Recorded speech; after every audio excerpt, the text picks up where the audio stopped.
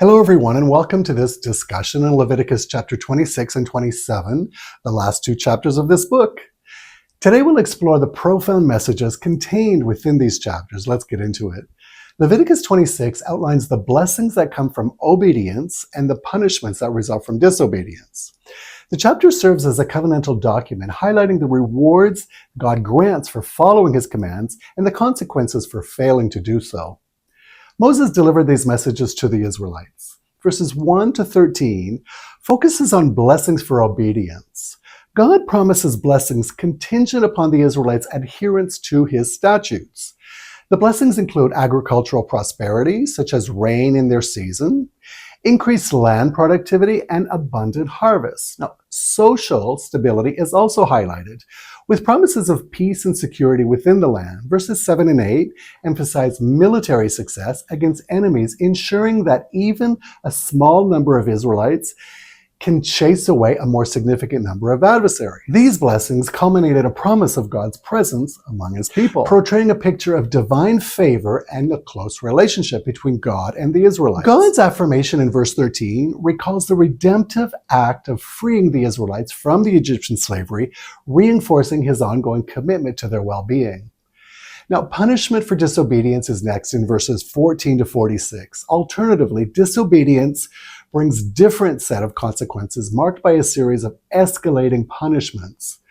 The initial punishments include panic, disease, and enemy domination, highlighting the loss of divine protection. If these initial warnings are ignored, further reprimand follows, including severe agricultural impacts, where the heavens become like iron and the earth like bronze, rendering the land unproductive. The narrative intensifies the punishment as the sins continue, describing social chaos, the desolation of the land, and dispersion among the nations. Now, despite the severity of these punishments, the chapter closes with a message of hope, asserting that if the Israelites confess and return to God, he will remember his covenant and restore them. Chapter 27 focuses on laws about vows. It outlines the regulations concerning vows made to God, including valuation of people, animals, and property. This chapter emphasizes the seriousness with which vows are regarded and provides a systematic approach to their fulfillment. 27, 1 to 8, the central theme is evaluation of persons. Now, it introduces the valuation of individuals dedicated to the Lord through vows. The valuation varies based on age and gender and with specific shekel amounts assigned to each category. This valuation system ensures that vows involving persons are structured and fairly assessed. Notably, provisions are made for individuals unable to afford valuation, allowing the priest to adjust the amount according to what the vower can afford. Valuation of animals and property is the focus in the next few verses, 9 to 25. It details the procedures for dedicating clean and unclean animals and describes them, emphasizing the sanctity of vowed items. Animals offered to the Lord are considered holy and cannot be exchanged or substituted. Similarly, houses and fields dedicated to the Lord are valued with specific guidelines on redeeming them, including adding a fifth to their valuation price. Fields return to their original owners during the year of Jubilee, ensuring that family inheritance is preserved. Next is devoted things and tithes in verses 26 to 34. The chapter ends with rules about items that must be destroyed and the importance of tithes.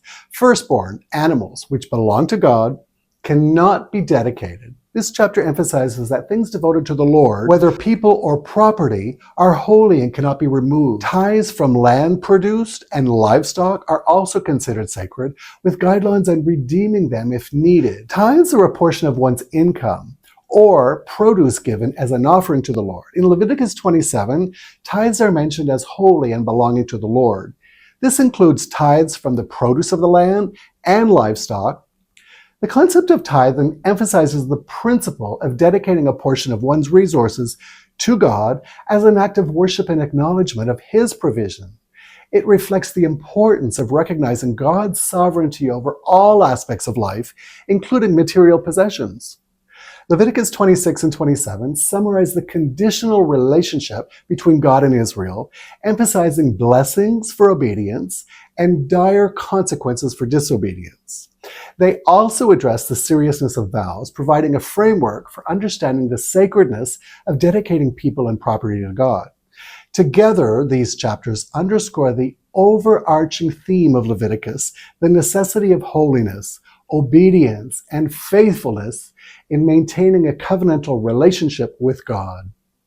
This final section of Leviticus closes the book with a comprehensive illustration of the divine expectations and the gracious opportunities for restoration, inviting the Israelites to live in alignment with God's will.